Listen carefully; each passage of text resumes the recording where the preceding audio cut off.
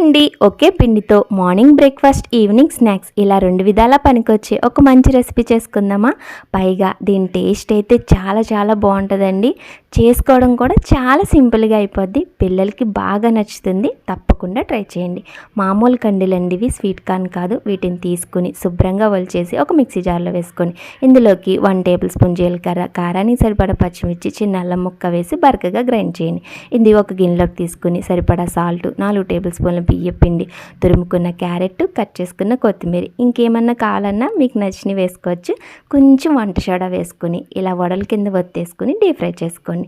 ఇది morning breakfast అనుకోండి, కొబ్బరి చట్నీ వేసుకుని తినేయచ్చు. ఈవినింగ్ స్నాక్స్ అయితే పకోడీలా వేసుకుని టమాటా సాస్ వేసుకుని తింటే చాలా బాగుంటుంది అనమాట. ట్రై చేస్తారు కదూ. అలాగే నచ్చితే మాత్రం ఒక లైక్, షేరు, సబ్స్క్రైబ్ చేయొచ్చు కదా.